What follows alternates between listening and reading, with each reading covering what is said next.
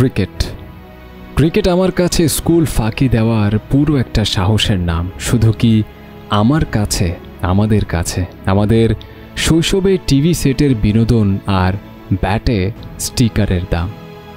2007 সালে যখন খুব ছোট ছিলাম তখন বড় ভাই বলেছিল ভারত নয় বাংলাদেশ জিতবে। সে বছর রাত জেগে খেলা দেখার সুযোগ আমার হয়নি। রাত জাগতে পারতুম না, এটা যদি হয় প্রথম কারণ, তবে দ্বিতীয় হেতু বাসায় টেলিভিশন নামক ওই বাক্সটা ছিল না।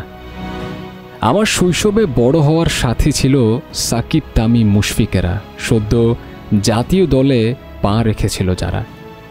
নিজের নামের সাথে সাকিব শব্দটা থাকায় এক অন্যরকম ভালো লাগা কাজ করত, মনে মনে গর্ব হতো। আসলে বয়সটা যে অমনি। তামিম চট্টগ্রামের ছেলে বলে মনে হতো এই বুঝি গোটা একটা চট্টগ্রাম মাঠে নেমে পড়েছে।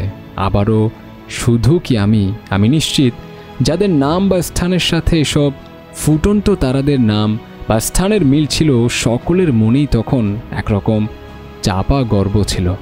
কিন্তু কে জানতো তাদের প্রতি সেই নিখাদ ভালোবাসাটা বারবার আহত করবে আমায়। 2009 সালের ত্রিদেশীয় সিরিজ থেকে শুরু। শ্রীলঙ্কার বিপক্ষে 6 রানে 5 উইকেট তুলে নেওয়ার পরেও আমরা ম্যাচটা হারি। তখন ভেবেছিলাম বড় হলে এসব আর হবে না হয়তো।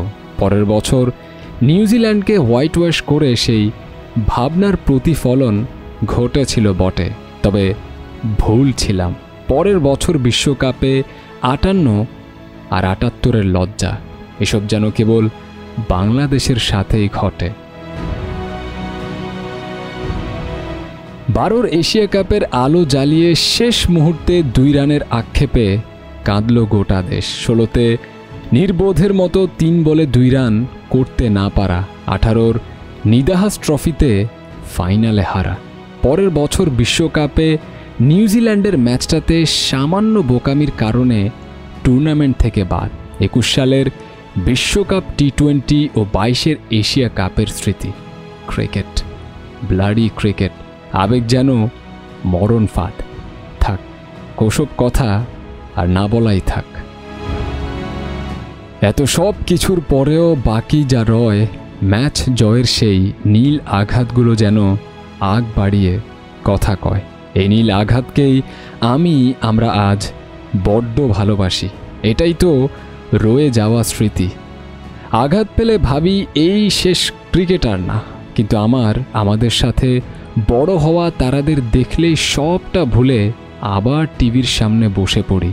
দুঃখ দিলে কোনো ফুল ফুটবে না, ঘাত পেলে পথিকরাও ছুটবে না। যত দুঃখ দেবে শব্দরা বলে উঠবে। প্রিয় 16 কোটি মানুষের আবেগের ক্রিকেট, তোমার দেয়া প্রতিটা আঘাত আমরা সযত্নে রেখেছি।